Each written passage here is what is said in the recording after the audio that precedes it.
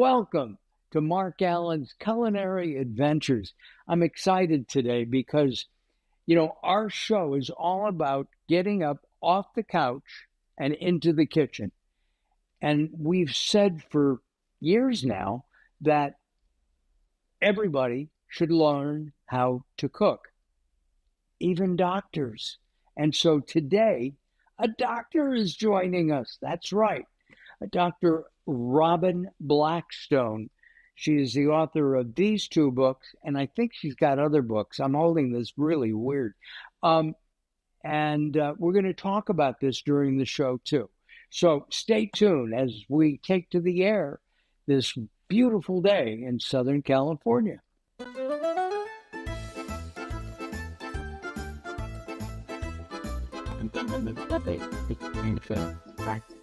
Well, isn't that a silly opening? Hi, I'm Mark, and during the next half hour or so, we're going to be making a dessert. So it is obvious to me that our doctor guest, Dr. Robin Blackstone, has a sweet tooth. Let's see if that's actually true. We go to Manhattan, New York, my favorite place. And is it true, Robin, that you have a sweet tooth? I do. Like, I have to admit it. And I don't get to have sweets that often, but I like to have something really delicious. And today, the recipe that we're making, I actually was in Venice and it was at Carnival. And we had this dark chocolate mousse, and it was so delicious. And so when I got home, all my friends wanted me to make it for them. We're going to start the mousse. I just wanted to say that we're going to talk about Dr. AI changing the healthcare system. One way to do that apparently is to limit your sweets. Let's start. I'm going to show you what chocolate I bought. I bought two different kinds. I bought a 70 and a 78. And Lind, which is really interesting, has up to a 95% chocolate. Yeah. And I thought that might be too bitter. I bought to show you because when I made this for my friends, I actually went over to Italy, which is right around the corner, and I tried a couple of different ones. Like, you have the one that goes up to 90%. I like this one that's 75%. But generally, if you get a little bit higher grade of chocolate that has more cocoa in it, the consistency is better. So because it has more cocoa butter. And so I kind of like that. I what I would do is maybe buy one that's high and one that's not quite so high, and taste them to see what your taste is, what taste you like. I was going to taste them, but the other thing is the recipe calls for 8 ounces of chocolate, half a pound. And they've made, instead of, these used to be 4-ounce bars, they're 3.5. What are yours? Yeah, mine are, let me look and see. I think it's 2.75 ounces. So it's less than 3 ounces, but it's New York, so they charge twice as much for a less. Oh, I'm going to break up the chocolate.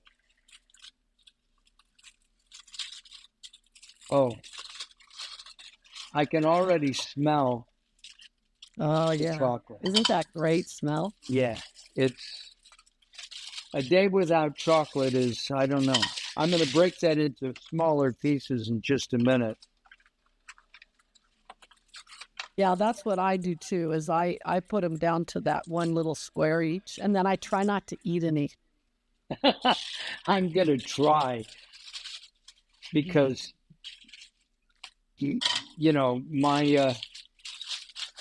my producer has chocolate running in her veins. And if I were to eat that and not share, that would not be good.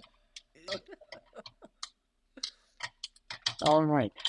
Should I break them just into the squares? Is that good enough? That should be, that's what I always do, is I just break them in little squares.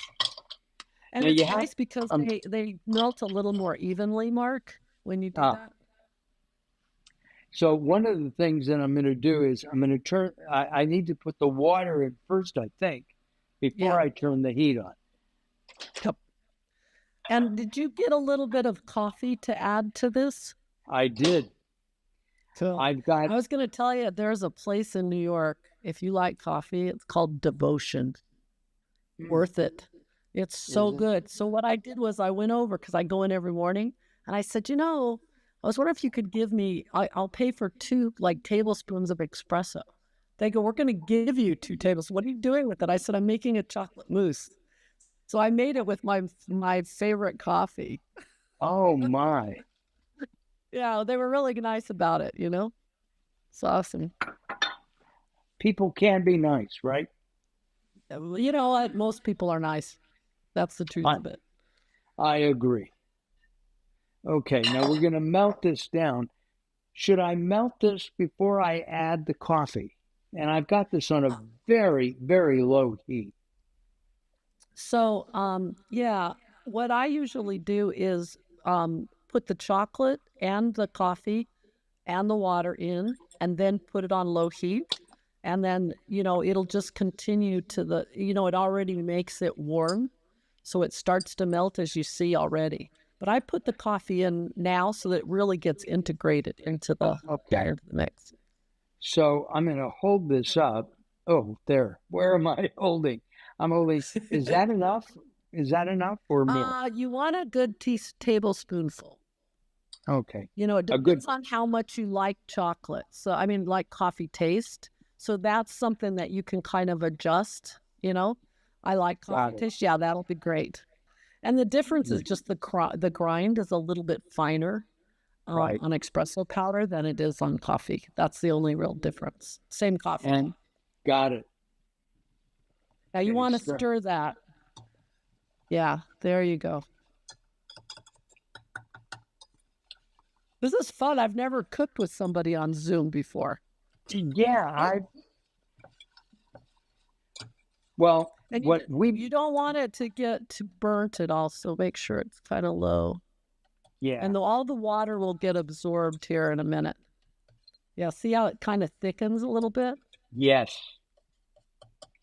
A lot of chemistry, a lot of cooking is chemistry, right? True that. That's true, yeah. Are you going to put a little vanilla in or no? I am. Yeah, I'm going to put a teaspoon. Yeah, just a teaspoon. It's plenty. Is that you know good? how vanilla is. Yeah, that's great. Vanilla's great. And I like that you're cooking with normal appliances like spoons. Carol always wants me to use, the measuring spoons, he thinks. Yeah. So you want to get it until it's just kind of got that smooth consistency. Now, you probably should go ahead and turn it off now. Turn the burner off. And then you want to let it just get cool. All right. I'm going to leave that there. In the meantime, what we need to do, I think, is separate the yolk or the wheat from the shaft, as they say. The men from the boys. The men from the boys. This is the hard part of the recipe, honestly. I think it's. Oh, yeah. Oh, I see. You're using. Oh, here it is. Like Dr. AI is using technology. Yeah.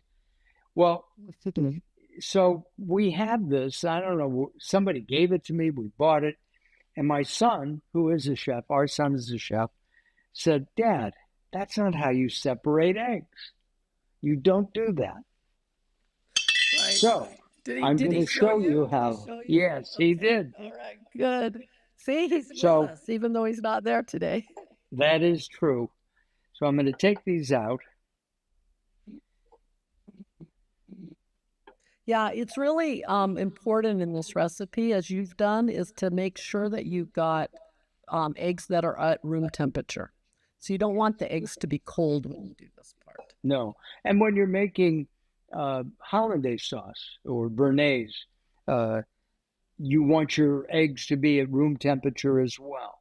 Because if they're cold, It don't work.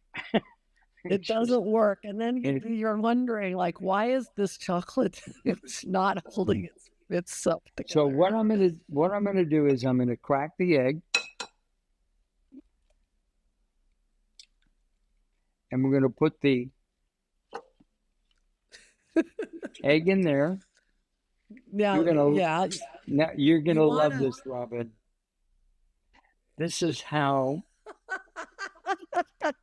Bravo, bravo. That's the best thing I've seen on television. It's great. Dinner. That's great. What a great idea. See, because I was taught, when you separate the shell, then you're supposed to kind of put it back and forth. Right. And then you put the egg yolk. But the problem is that when it breaks, then it gets, messes up the whole thing. So this is a really good foolproof way to do this. And like that. Wow. Impressive. Oops. This was, I was the most worried about this step. Yeah. I'm always worried about it too when I make, if I make brunch or something. Yeah, no, it's great. It reminds me though that, it's a funny metaphor for medicine right now, because on the one hand, you have this technique, right, that really changes and makes sure that you can execute on the plan. On the other hand, you kind of have this kind of tactileness and this kind of overall, tradition of using it. And so, that's kind of a very good metaphor for where we are in healthcare right now. We're caught in this place between using technology and honoring culture. And so, in a funny way, this cooking is a lot about what the book's about. I neglected to say that you're a surgeon. I'm going to beat this is the part where you really have to really put the elbow grease in on this one. And get them because still. You want them to change color. You want that's really the way you've beaten the egg yolks enough. And I think in this recipe, this is a real key, because a lot of people don't realize that the egg yolks will turn almost white when they're ready, when you put enough elbow grease in. There's a lot about healthcare that really never got built. It's not like this recipe where it's clear and you can make good decisions about how to make it. A lot of it is really complicated to the point where it's got so much friction you can't even navigate it, And so there's a lot of people suffering for that. First of all, our costs are out of control. Second, we're not doing a lot of good prevention. And there's a lot of people that don't have any insurance. And I agree with you. I'm going to take it on. I'm going to try to fix it. I think you're starting to have an effect here. Yes, it's thickening up. Yeah. Yeah. So now you want it to be pale and thick. So you're getting there. But it's definitely lemon colored, right? Yes. Looks like it to me. Now, do I put the chocolate in the egg or the egg in the chocolate? Or does it matter? So you put the chocolate into the yolks. Got it. This is a spatula. And you do it a little bit at a time. So you do some and you kind of, generally, gradually beat the chocolate mixture into the yolks. So you might want to get a spoon or a spatula and use that to move it. Can I ask you one question first? Yeah. Am I allowed? Oh, yeah. You have to taste it. Oh, it's terrible. Oh, this is awful. Carol, you're not going to like this. Carol, you're not going to get any of it. And then just stir it in and kind of beat it in. And you can put a little more probably than that even. Okay. Now, and one of the things that I did like about your recipe is that there's no dairy. Yeah. Now that does have eggs, and so Right. people need to be aware that there's eggs in there. So if you have an allergy to eggs, you won't want to make this. And there's some workarounds you can do instead of eggs, but honestly, it's not the same. I would just pick a different dessert if I had egg Yeah. allergies. But in New York, allergies are very much inquired about. You can't go to dinner here and have someone they'll listen to your order and they'll ask you, "Do you have any allergies?" Because they make a lot of sauces here, and you know, those sauces sometimes have things in them that would make people allergic, like shrimp juice from shrimp, stuff like that. So it's Yeah. really an art form here. I turned the thing You okay? on. My hand. Oh, Yes. jeez. Is there a You doctor in the okay? house? No, I'm sorry. I can't get there in time. Oh my goodness. Are you okay? Yeah, I'm fine. I'm just a wuss. I'm a baby. I'm a guy. What can I tell you? Um, You said it, okay. not me. Just I let you know. know. I know my. Oh, I know. This. I have All right. just a So tad of salt, right? yeah, just a little pinch. Okay.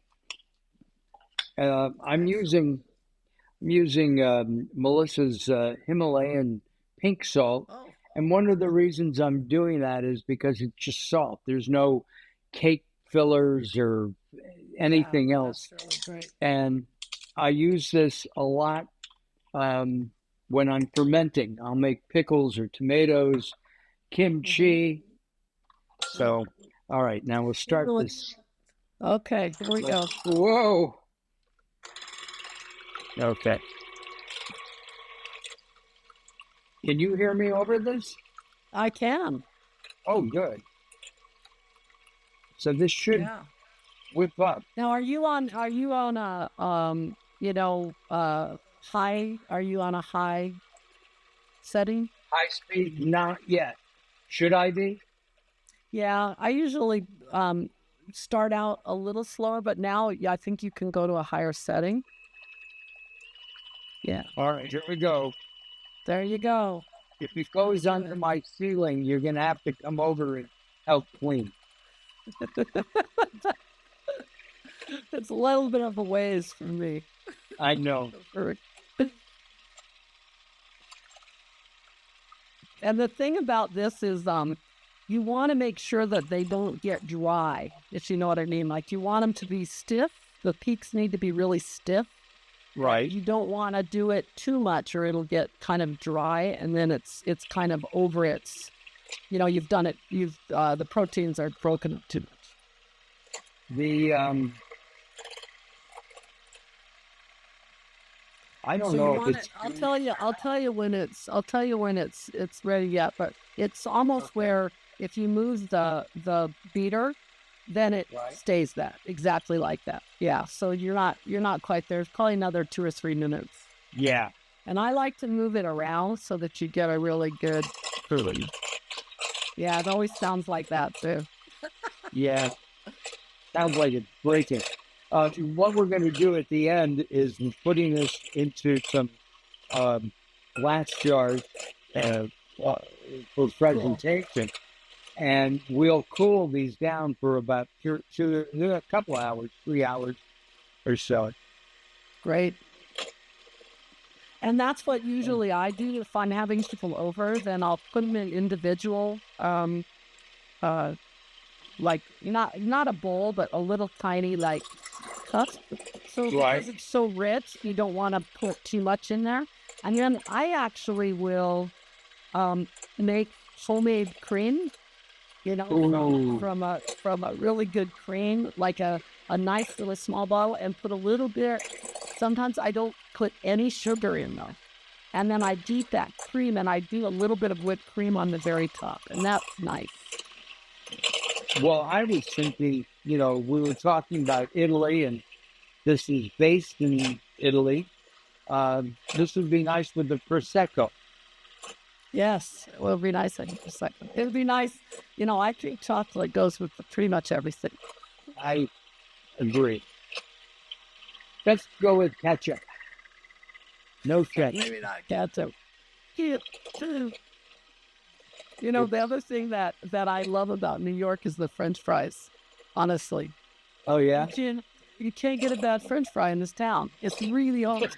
Like, if a place has bad French fries, I think nobody goes there because, and I see people go in like a couple that go in and they'll go to the bar and they'll sit and have a cocktail, you know, or a drink, but then they order French fries and then they ask for all these different condiments and they make their own like sauce for their French fries.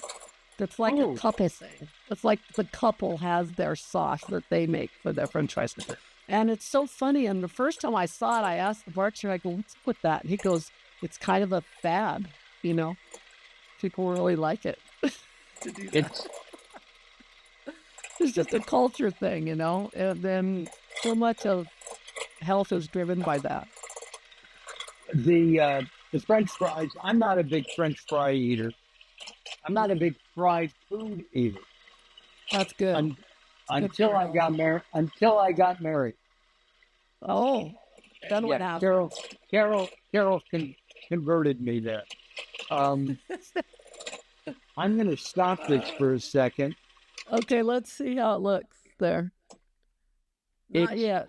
Not yet. Well, it's getting there. It's, you know, it's hard for me to see it, so you're going to have to be the better judge. But see on the edges, they still got a little frothiness. Yeah. But you're very close. You're very close now. Oh, it's...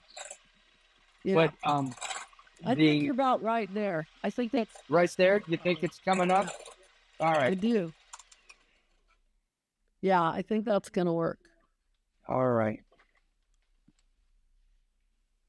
Good job. Thank you. So now you're just going to take a little bit of that white, egg white, and you're just going to put it in the chocolate and then really gently fold it in, kind of over and over like you're folding something, like you're folding a towel. Okay, it is. Yeah, that's going to be great. That's going to be really great. That's fine. And then fold it. Yeah. Take that out and let Carol have it so she can have a taste. And use a spatula. Use a spatula like the one you have there. Oh. So take the egg whites out with a spoon maybe, and then use a spatula to turn it.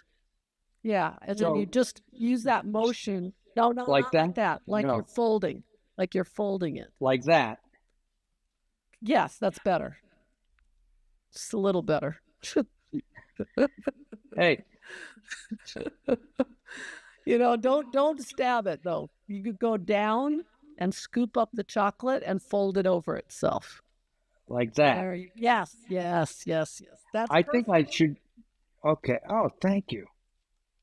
See that? You must have been great at teaching other surgeons. Oh, I love to teach surgery. I love to teach surgery. Yeah, I love to teach it. I had to teach it to my nurse practitioner because she assisted me all the time. And then when I had residents and stuff, then I taught that. Okay, you want to do it real gently. Don't stab it. Just really gently and patiently. Yeah. Okay, now you should take a little bit more of that. Yeah. Maybe a little bit more? A little bit more, yeah. There you go. Yeah. A little bit more like that. Yep, that'll good. That's perfect. So about a third of the bowl is what I say at one time. Then you fold it over. Oh, you're doing good. Oh, thank you. Yeah, turn the bowl around so that you get it from different angles. Okay. Don't stab it. I have it. No stabbing allowed. No stabbing allowed. We're not giving you Yes. We fold it. Don't do that. Just don't do that. Like that. We fold it. Yeah. Fold it over. Yeah. And you can drag the spatula backwards. So fold it over. Stop when you've got it folded. Go ahead. Okay. Stop right there, and then then you can drag it back. You mean drag it back like that? A little bit, yeah. Fold it and drag it back. See, so you're exposing the part of the chocolate that you haven't exposed already. There, that's good. So it's almost kind of like you're turning the chocolate over from the bottom. So you're kind of turning it over your hand like that. Yep. You're getting it. It's looking good. Oh, now you have to add some more. Add some more. Mm. This is the part that takes a lot of patience. I have no patience. You kind of want to pat it down, but you don't want to do that. So you want to just take it from the bottom, fold it over, go to the other side and fold it over. Like that. Yeah. Yeah. Turn the bowl. There. Yeah. Yeah, good. Carol, you got him whipped into shape over there. Took a long time. Yes. 10 years. How long has it been since you guys were married? How long? 100 years. It feels like 100 years. We can say it. We're proud. I'm proud of it. Go to that white edge over there. Don't stab it. This one. There. Yeah, right there. Bring it here. Fold it in. Fold it in. Nice. Take your time. And then put some more in. This is how you get through a surgery when somebody doesn't know how to do it. Oh, God. Yeah, there you go. And I would do it in two more batches after this one. This is a key part. Yeah. Oh, when I go out, I can get some whipped cream. I love whipped cream. Yeah, just, I always get the actual, not half and half, but actual cream in liquid. Yes. And then, not a small jar of it, because you don't want to have that stuff around. It's just bad. So, but I just get a little small jar of it, and then I just do it that way. You're doing pretty good. It's looking like the consistency's coming together. Yes, it is. I can, I want to... kind and gentle. So I have a question. You were a cardiovascular surgeon. No, I was a surgical oncologist for a number of years. So I did cancer surgery, and then I noticed that most of my cancer patients were also big, and they had diabetes, and they had heart problems. And so I really began to be interested in that intersection of chronic disease, and cancer. And so I started studying it. I created kind of a specialty around it. And then I went to university and taught about it and wrote about it. Wow. A lot. So, and the kind of surgery we did back in the early 2000s for this, for obesity, was really dangerous. And the death rate from those surgeries was very high. Oh. And so what I did was I decided we needed to change that, of course. And so I actually led an effort that got me elected as one of the first women to be elected to a major surgical society presidency. And with the support of the board and the support of the membership, we implemented a surgical quality system and a very rigorous data-driven process. And that changed the death rate from 1 in 200 to 1 in 11, which is a better odds than you have having gallbladder surgery. So it was really, really effective. And I think that gave me courage to attempt to change healthcare. I've worked on a big project like that before. So I'm calling everybody who feels the same way I do to this banner so that we can together get this changed. I want to be your media person. We'll talk about that. Do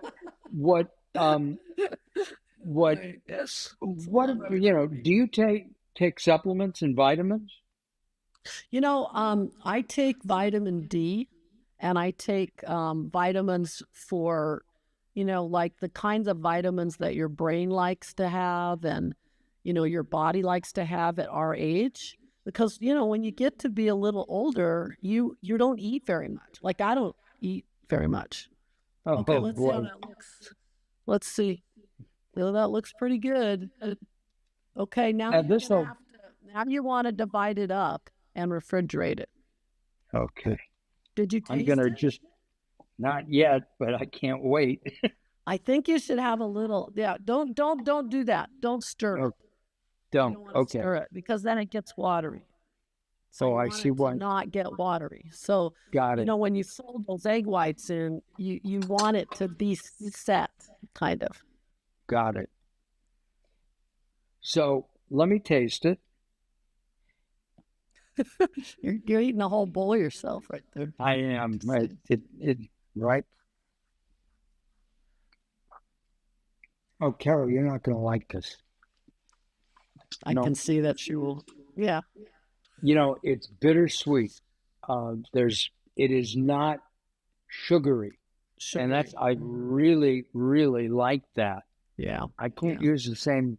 Can I?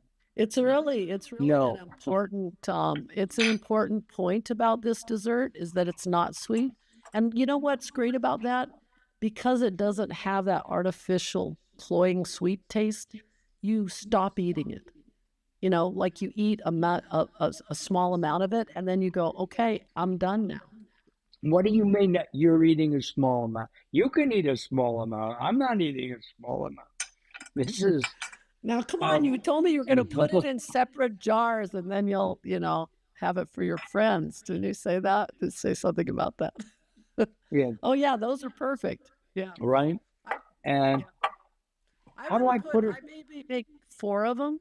Do you have 4 of those glasses? I think That's about the right amount. we're only going to do two of these Okay. now. The one reason is we have no friends. You're it. And I doubt that. Doubt that. oh, I know. I've got the perfect thing for this is that A ladle. a ladle, kind of a. Cool.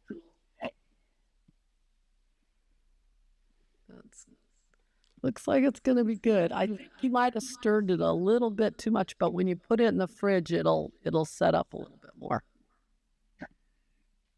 Oh my! I'm spilling it all over the place. I'm only going to make one. I'm going to let Carol do the rest because she's going to be better at that. Yeah, that'll be good. Well, So- then you get to lick it. That's so nice. Mm. Does it have a good flavor though? Do you like it? Yes, it's not sweet, as I said. I think it's really, really good. Robin, thank you so much. You're busy in your new career of changing America. Um, just a couple of brief questions. We have a vitamin D deficiency throughout the country. Correct. There have been several studies on that. The Organic and Natural Health Association did one a few years ago with the grassroots organization, which we'll have on. I think we've invited her on this show too, but also on good. Late Night Health, and she's down in San Diego. And you'll love Karen from Organic and Natural. She's in DC. We need to do something. Our system is broken, and we need to We do. get And together. We're going to. The people that can fix this is us. We have that power. And we just have to understand exactly where we bring the pressure, where we put the levers. And I'll tell you, right now, the doctors, the nurse practitioners, the nurses, they're all feeling really, really caught in the system. So we're all kind of on the same page here. And Yeah, I think we can get there. And I'm hoping that, I can lay out some of the ideas to get the medical schools on board, to get the nursing schools there, to really bring the pressure that needs to be brought to bear to get this to change. And I think we can do it. So I'm excited. Let me show you. Let me show you the books. Dr. AI. We didn't even get halfway to where I wanted to go. So, Robin, you'll have to come back in a month or so. Okay. You're welcome. I will. Another recipe. And who gets the money? Without reading the book, Robin, the insurance companies. I said it earlier. They're making bank. It's awful, terrible. Thank you, Robin. So, thanks for having me. Our pleasure. What's for dinner tonight before we go? I'm having. We have our Union Market, our green market on Fridays, and my two favorite people are there, and they make these unbelievable lettuces. And so I'm having a big fresh salad with carrot and some cucumber, and just a bunch of really good greens and a nice little dressing. So that's dinner for me tonight in New York. Wow. Well, we wish we were with you, and enjoy the good weather. You're welcome. Enjoy the good weather. I've been noticing. Thank goodness. Been nice. It's a long winter. Yes. Especially all right. From Arizona. Oh, that's right. See you later. Bye. Bye. Hold on. Congratulations. See you. Bye, right. Bye. Hold on, Robin. Hey, listen. Thank you very much for tuning in and watching. This is a great dessert, and these books are really important to take a look at. All right, we'll be back next time with a surprise. It's almost Cinco de Mayo, so maybe we'll do something around that. We'll see you later. Bye for now.